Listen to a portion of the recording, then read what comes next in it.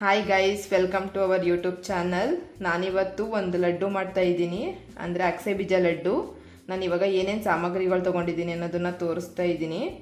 1 cup ಅಗಸೆ ಬೀಜ, ಅರ್ಧ ಕಪ್ಪು ಎಳ್ಳು, 1 ಕಪ್ ಬಾದಾಮಿ, 1/4 ಕಪ್ ಗೋಡಂಬಿ, ದ್ರಾಕ್ಷಿ, ಪಿಸ್ತಾ ಮತ್ತು ವಾಲ್ನಟ್ಟು ಆ್ಯಂಡ್ ಅರ್ಧ ಕಪ್ಪು ಕಡಲೆ ಬೀಜ ತೊಗೊಂಡಿದ್ದೀನಿ.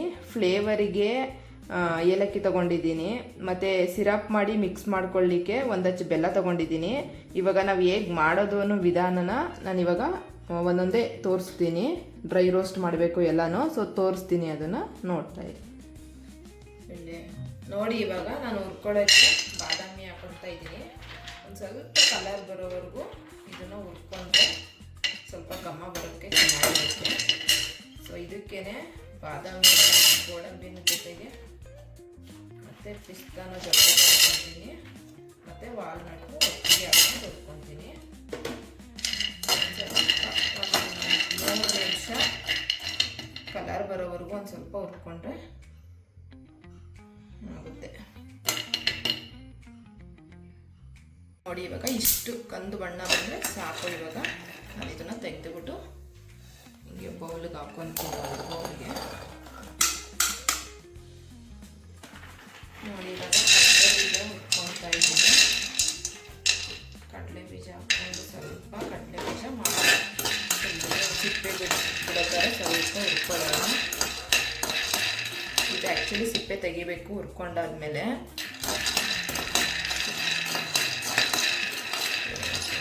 ಹುರ್ಕೊಳ್ಳೋಣ. ನೋಡಿ, ಇವಾಗ ಕಡಲೆ ಬೀಜ ಇಷ್ಟಾಗಿದೆ, ಸಾಕು. ನಾನಿವಾಗ ಸಪ್ರೇಟಾಗಿ ಇಟ್ಕೊತೀನಿ ಇದನ್ನು, ಯಾಕಂದರೆ ಇದು ಸ್ವಲ್ಪ ಸಿಪ್ಪೆ ತೆಗಿಯಬೇಕಾಗಿರೋದ್ರಿಂದ ಅದಕ್ಕೆ ಮಿಕ್ಸ್ ಮಾಡಿಲ್ಲ.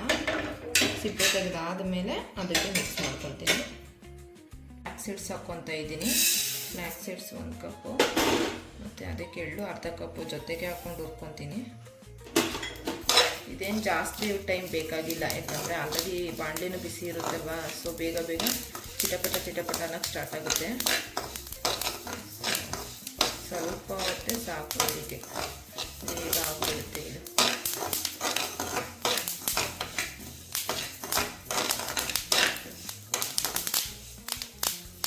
ನೋಡಿ, ಆಲ್ರೆಡಿ ಸ್ಟಾರ್ಟ್ ಆಗ್ತಿದೆ ಪಟ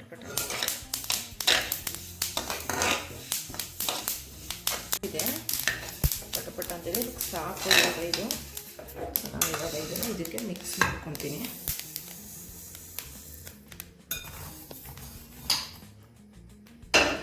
ಸೊ ನೋಡಿ, ಕಡಲೆ ಬೀಜನೆಲ್ಲ ಸಿಪ್ಪೆ ಬಿಡಿಸ್ಕೊಂಡಿದ್ದೀನಿ. ಸೊ ಇವಾಗ ಇದಕ್ಕೇ ಮಿಕ್ಸ್ ಮಾಡ್ತೀನಿ. ಸ್ವಲ್ಪ ಇದು ತಣ್ಣಗಾಯ್ತಲ್ಲಿ, ಬಿಸಿ ಇರೋದ್ರಿಂದ ಒಂದು ಸ್ವಲ್ಪ ತಣ್ಣಗಾಗಲಿ. ನಾನು ಅಷ್ಟರಲ್ಲಿ ಬೆಲ್ಲದ ಸಿರಪ್ ಮಾಡ್ಕೊತೀನಿ ಉಂಡೆ ಮಾಡ್ಕೊಳ್ಳೋಕ್ಕೆ. ಇವಾಗ ಬೆಲ್ಲ ಹಾಕ್ಕೊಂಡು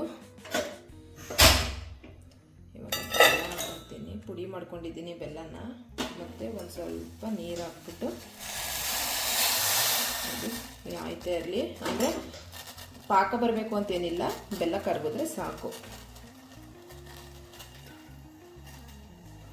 ಸಿರಪ್ ಇಷ್ಟ ಆಗಿದೆ, ಸಾಕು. ಇವಾಗ ಇದೇನು ಪಾಕ ಬರಬೇಕು ಅಂತ ಇಲ್ಲ. ಇವಾಗ ನಾನು ಇದನ್ನು ಆಫ್ ಮಾಡ್ಕೊತೀನಿ.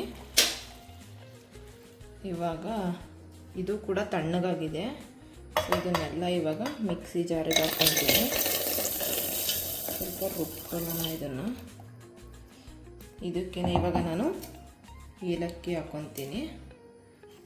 ನೋಡಿ, ಇವಾಗ ಇದು ಫುಲ್ ಗ್ರೈಂಡ್ ಆಗಬೇಕಂತ ಇಲ್ಲ, ಸ್ವಲ್ಪ ತರಿಯಾಗಿ ಆಫ್ ಆನ್ ಮಾಡ್ಕೊತೀನಿ ಅಷ್ಟೇ.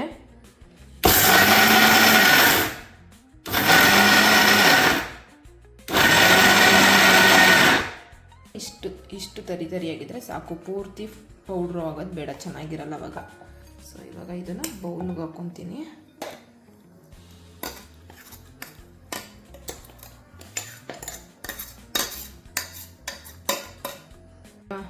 ಬೆಲ್ಲದ ಸಿರಪ್ ಮಾಡಿದ್ದೀನಲ್ಲ, ಅದನ್ನು ಹಂಗೆ ಫಿಲ್ಟ್ರು ಮಾಡ್ಕೊತೀನಿ, ಸೋಸ್ಕೊಳ್ಳೋದು.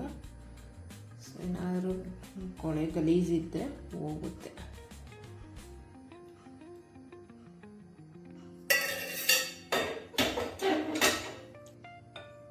ಮಿಕ್ಸ್ ಮಾಡ್ಕೊತಾ ಇದ್ದೀನಿ. ಇವಾಗ ಬಿಸಿ ಇರೋದ್ರಿಂದ ಕೈಯಲ್ಲಿ ಮಿಕ್ಸ್ ಮಾಡೋಕ್ಕಾಗಲ್ಲ, ಅದಕ್ಕೆ ಸ್ವಲ್ಪ ಸ್ಪೂನ್ ತಗೊಂಡು ನೀಟಾಗಿ ಮಿಕ್ಸ್ ಮಾಡ್ಕೊಳ್ಳೋಣ. ಇವಾಗ ಇದಕ್ಕೆ ನಾನು ದ್ರಾಕ್ಷಿನ ನಾನು ಗ್ರೈಂಡ್ ಮಾಡಿಲ್ಲ, ಸೊ ಹಂಗೆ ಆ್ಯಡ್ ಮಾಡ್ತೀನಿ. ದ್ರಾಕ್ಷಿನ ಸೇರಿಸ್ಕೊಂಡು ಸಿರಪ್ ಜೊತೆ ನೀಟಾಗಿ ಮಿಕ್ಸ್ ಮಾಡುವ. ಸ್ವಲ್ಪ ತುಪ್ಪ ಸೇರಿಕೊಂಡು ಕೈಗೆ, ಸೊ ಇದನ್ನು ಇನ್ನೊಂದ್ಸರಿ ಕೈಯಲ್ಲಿ ನೀಟಾಗಿ ಮಿಕ್ಸ್ ಮಾಡ್ಕೊತೀನಿ.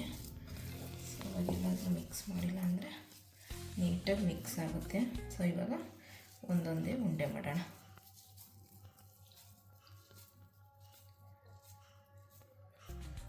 ಇದು ಉಂಡೆ ಮಾಡೋದ್ರಿಂದ ತುಂಬ ಅನುಕೂಲಗಳಿದೆ. ಆ್ಯಕ್ಚುಲಿ ನಮಗೆ ಏರ್ ಫಾಲ್ ಇದ್ದರೆ ಏರ್ ಫಾಲ್ ಕಂಟ್ರೋಲ್ ಆಗುತ್ತೆ. PCOD PCOSಗೆ ಡಯೆಟ್ ಮಾಡೋರಿಗೆ. ಯಾಕಂದರೆ ಇವಾಗ ನಮಗೆ ಡೈಲಿ ಆಫೀಸಿಗೆ ಹೋಗೋದ್ರಿಂದ ನಾವು ಡೈಲಿ ಡ್ರೈ ಫ್ರೂಟ್ಸ್ ಎಲ್ಲ ಎತ್ಕೊಂಡು ತಿನ್ಕೊಂಡು ಹೋಗೋಷ್ಟು ಟೈಮ್ ಇರೋಲ್ಲ. ಸೊ ಎಲ್ಲ ಹಾಕಿ ಹಿಂಗೆ ಉಂಡೆ ಮಾಡಿಬಿಟ್ರೆ ನಾವು ಒಂದೊಂದು ಉಂಡೆ ಎತ್ಕೊಂಡು ಹೋಗ್ಬೋದು, ಇಲ್ಲಾಂದರೆ ತಿನ್ಕೊಂಡು ಹೋಗ್ಬೋದು ಮಾರ್ನಿಂಗ್ ಟೈಮು. ಸೊ ಅದಕ್ಕೆ ನಾನು ಪ್ರತಿ ವಾರ ಹಿಂಗೆ ಮಾಡಿ ಇಟ್ಬಿಡ್ತೀನಿ ಉಂಡೆನ. ನೋಡಿ ಗೈಸ್, ಉಂಡೆ ರೆಡಿಯಾಗಿದೆ ಇವಾಗ. ಸೊ ಎಷ್ಟು ಚೆನ್ನಾಗಿ ಬಂದಿದೆ ಅಂದರೆ ನೋಡಿ, ತುಂಬ ಟೇಸ್ಟಿಯಾಗಿರುತ್ತೆ. ಫ್ಲ್ಯಾಕ್ಸ್ ಸೀಡ್ಸ್ ಹಾಕಿರೋದ್ರಿಂದ ತುಂಬ ಒಳ್ಳೆಯದು ಏರ್ ಗ್ರೋತಿಗೆಲ್ಲ. ಸೊ ಟ್ರೈ ಮಾಡಿ ಹೇಗಿದೆ ಅಂತ ನಮಗೂ ತಿಳಿಸಿ.